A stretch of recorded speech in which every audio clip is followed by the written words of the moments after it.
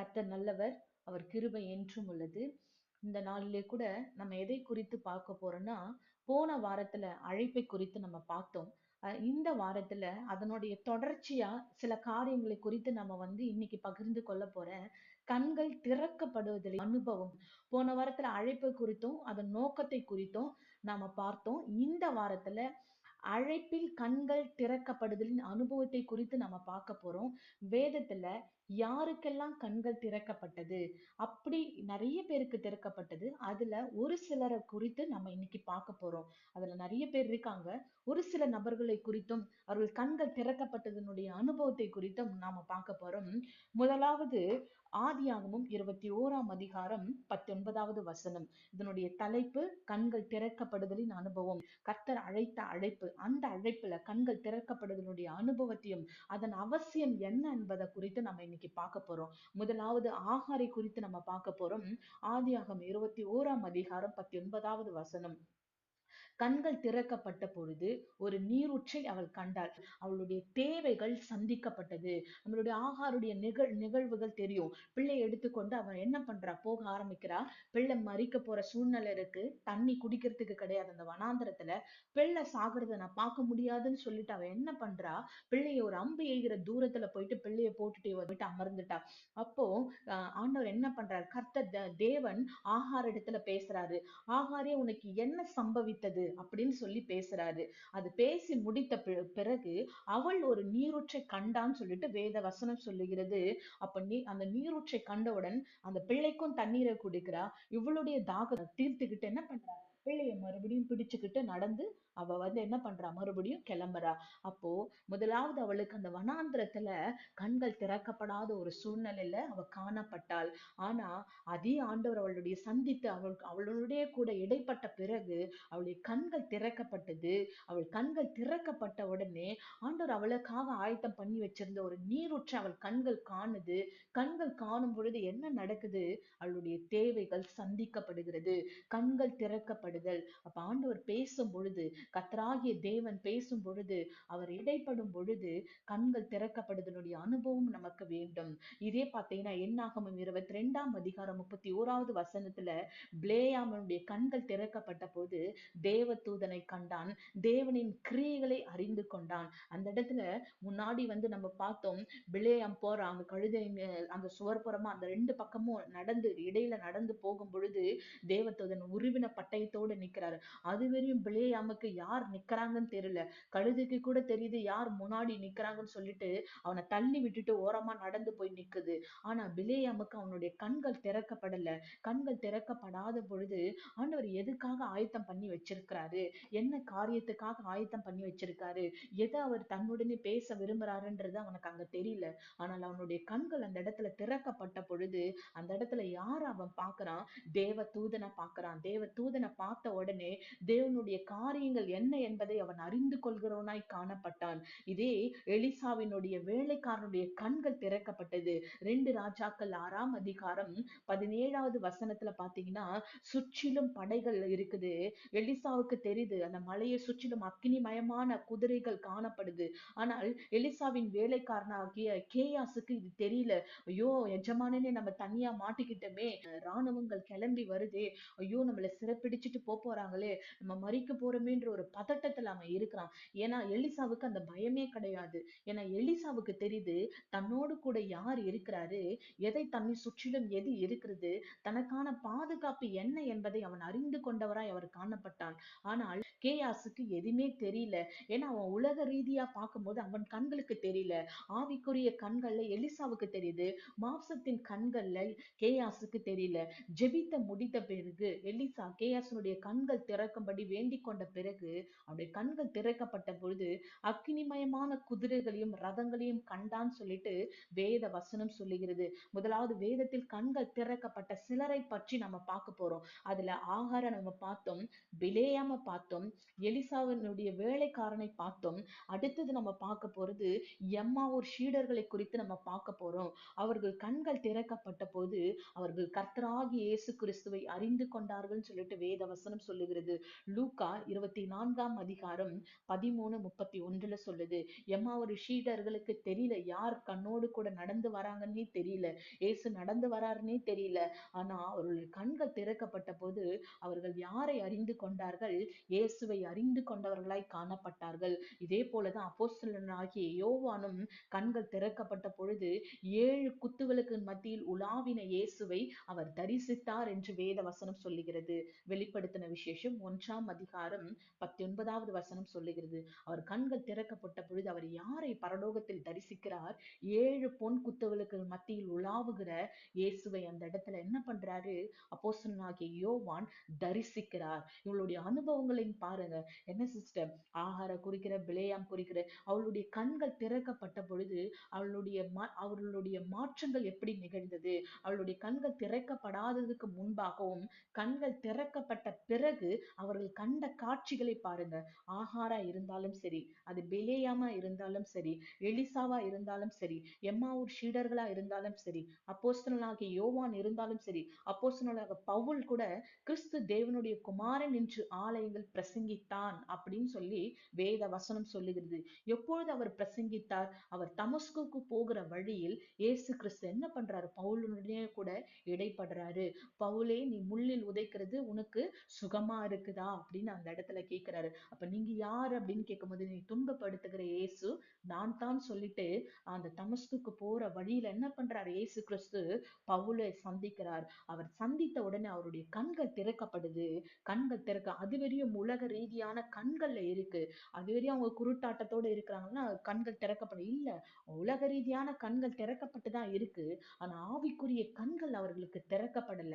ஆண்டவர் எதற்காக அவர்களை ஆயத்தம் பண்ணி வச்சிருந்தாரு, என்ன காரியத்துக்காக அவங்களை ஆயத்தப்படுத்தி வச்சிருந்தாருன்னு சொல்லிட்டு அவங்களுக்கு தெரியல. ஆனால் அவர்களுடைய கண்கள் திறக்கப்பட்ட பொழுது உடனே பாருங்க, பவுல் என்ன பண்றாரு? தேவனுடைய குமாரன், கிறிஸ்து தேவனுடைய குமாரன் என்று ஆலயங்கள் பிரசங்கித்தவராய் காணப்பட்டான்.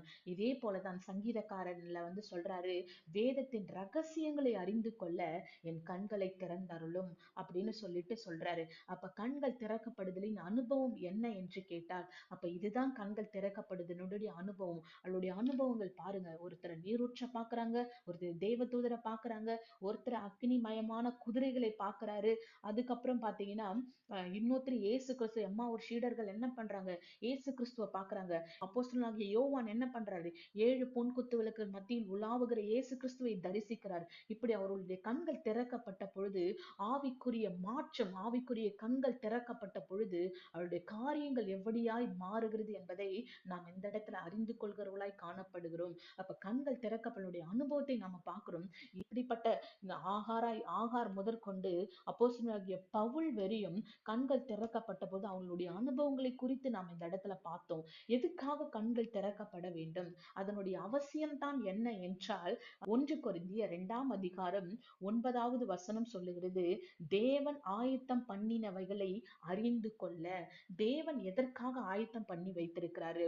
அதுதான் போன வாரத்தினுடைய தொடர்ச்சியா இந்த வாரத்துல நம்ம கண்டினியூஷன் பண்றோம். அழைப்பு. அப்ப அழைப்புல இந்த கண்கள் திறக்கப்படுனுடைய முதல் ஸ்டேஜ், எனக்கு அழைக்கப்பட்ட அழைப்புல நான் நிலை நிற்கும் பொழுது முதலாவது கர்த்தருடைய ஆவியானவர் எதை நம்மள தொடுவார்? நம்மளுடைய கண்கள் திறக்கப்படுதனுடைய அனுபவத்துக்குள்ளாக நம்மளை நடத்துவார். முதலாவது நம்மளுக்கு திறக்கப்படும், நம்மளுடைய ஆவிக்குரிய கண்கள் திறக்கப்படும். அப்ப ஆவிக்குரிய கண்கள் திறக்கப்படுதனுடைய நன்மை என்ன என்றால், 1 கொரிந்தியர் 2 அதிகாரம் 9 சொல்லுகிறது, தேவன் ஆயத்தம் பண்ணினவைகளை அறிந்து கொள்ள. தேவன் எதை எனக்காக ஆயத்தம் பண்ணி வைத்திருக்கிறார்? எதுக்காக என்னை ஆயத்தம் பண்ணி வைத்திருக்கிறார்? எந்த காரியங்களை எனக்கு ஆயத்தம் பண்ணி வைத்திருக்கிறார் அப்படி என்பதை அறிந்து கொள்வதற்காக நம்மளுடைய கண்கள் திறக்கப்படுவதனுடைய அவசியம் மிக முக்கியமாய் காணப்படுகிறது. தேவனுடைய காரியங்களை அறிந்து கொள்ள கண்கள் திறக்கப்பட வேண்டும். எப்படி பிலேயாம் முன்னாடி தேவதூதன் நிற்பதை கண்டவுடன் எதற்காக தேவதூதன் நிக்கிறாரு உருவின பட்டயத்தோடு, என்ன காரியத்துக்காக அந்த இடத்துல நிக்கிறாருன்னு சொல்லிட்டு அந்த தேவனுடைய காரியங்களை அந்த இடத்துல என்ன பண்றாரு? பிலேயாம் அறிந்து கொள்கிறவராய் காணப்பட்டார். அப்ப கண்கள் திறக்கப்படுகிற அனுபவம் நமக்கு மிக முக்கியமா இருக்கிறது. அதனுடைய அவசியம் என்ன என்றால், அதனுடைய பர்பஸ் காரியம் என்னவென்றால், நாம் தேவனுடைய காரியங்களை அறிந்து கொள்ள வேண்டும். முதலாவது தேவன் ஆயத்தம் பண்ணினவைகளை அறிந்து கொள்ள வேண்டும். இரண்டாவது தேவனுடைய காரியங்களை நாம் அறிந்து கொள்ள வேண்டும்.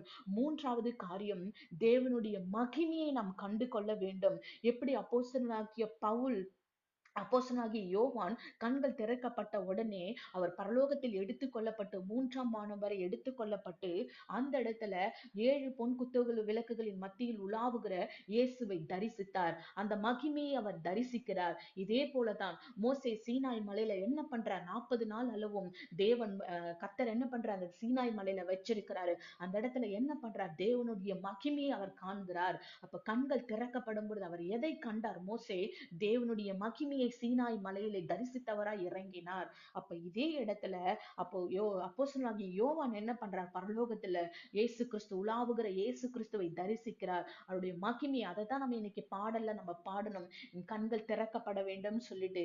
ஏனென்றால் தேவனுடைய மகிமையை அறிந்து கொள்வதற்காக, தேவன் எனக்காக எதை ஆயத்தம் பண்ணி வைத்திருக்கிறார் அதை அறிந்து கொள்வதற்காக, தேவனுடைய காரியங்கள் என்ன என்பதை புரிந்து கொள்வதற்காக எனக்கு கண்கள் திறக்கப்பட வேண்டும்.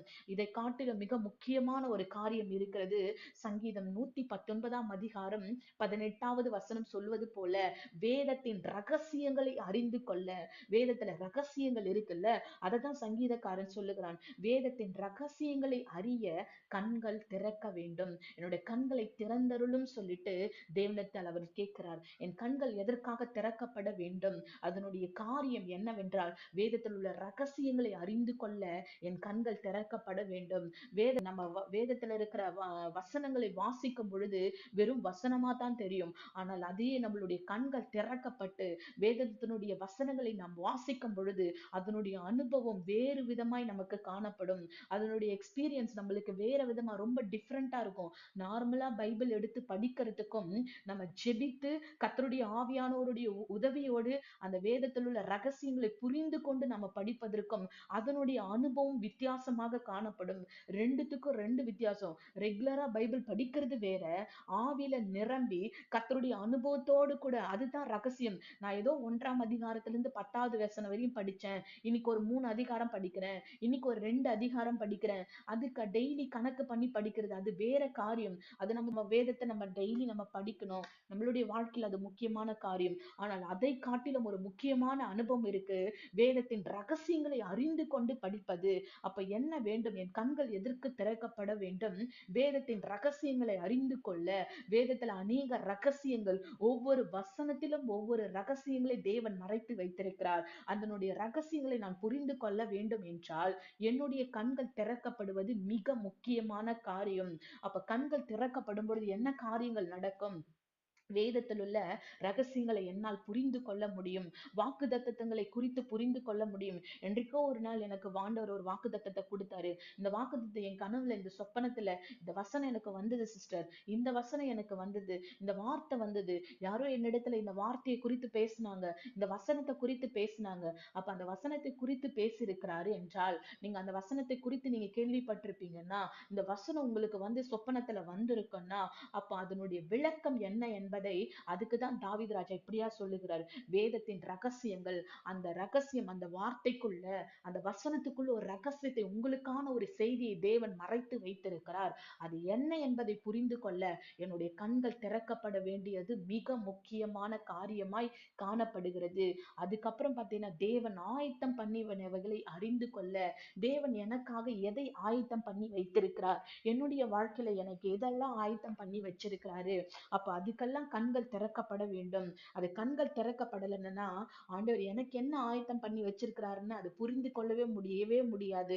எப்ப பார்த்தாலும் ஒரே புலம்பலமும், ஒரே கண்ணீரும், பற்கடிப்பும், வேதனையுமா தான் போயிட்டே இருக்கும் நம்மளுக்கு. அப்ப கண்கள் திறக்கப்படும் பொழுது, ஆண்டவர் ஆவிக்குரிய கண்கள் நமக்கு திறக்கப்படும் பொழுது, ஆண்டவர் எனக்காக எதை ஆயத்தம் பண்ணி வச்சிருக்கிறாரு, எதெல்லாம் ஆயத்தம் பண்ணி வச்சிருக்கிறாரு என்பதை நம்மளால புரிந்து கொள்ள முடியும். அதைத்தான் ஆபிரகாம் பண்ணுவாரு.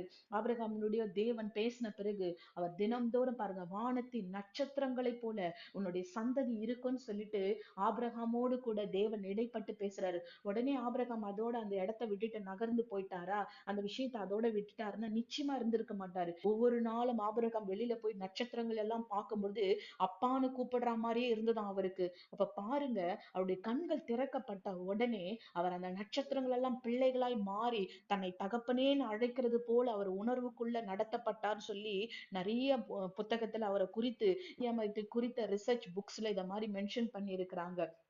அப்போ நம்முடைய கண்கள் திறக்கப்பட வேண்டும். அப்ப கண்கள் திறக்கப்பட்டாதான் ஆண்டவர் எனக்கு என்ன ஆயத்தம் பண்ணி வச்சிருக்கிறாரு, என் வாழ்க்கையில எதை குறித்து ஆயத்தம் பண்ணி வச்சிருக்கிறாரு, என் ஊழியத்தை குறித்து என்ன ஆயத்தம் பண்ணி வச்சிருக்கிறாரு, தேவனுடைய காரியங்களை நம்மளால புரிந்து கொள்ள முடியும். அது குடும்பமா இருந்தாலும் சரி, பிள்ளைகளுடைய எதிர்காலமா இருந்தாலும் சரி, நம்மளுடைய வாழ்க்கையா இருந்தாலும் சரி, நம்மளுடைய ஊழியங்களா இருந்தாலும் சரி, நம்மளுடைய தனிப்பட்ட வாழ்க்கையா இருந்தாலும் சரி, எந்த காரியமா இருந்தாலும் அதுல தேவன் எதை ஆயத்தம் பண்ணி வைத்திருக்கிறார் என்பதை அறிந்து கொள்ள வேண்டும் என்றால் கண்கள் திறக்கப்பட வேண்டியது மிக மிக முக்கியமான காரியம். கண்கள் திறக்கப்படலைன்னா ஆண்டவர் நம்மளுக்கு முன்னாடி என்ன வச்சிருக்காருன்னே நமக்கு எதுவுமே தெரியாது.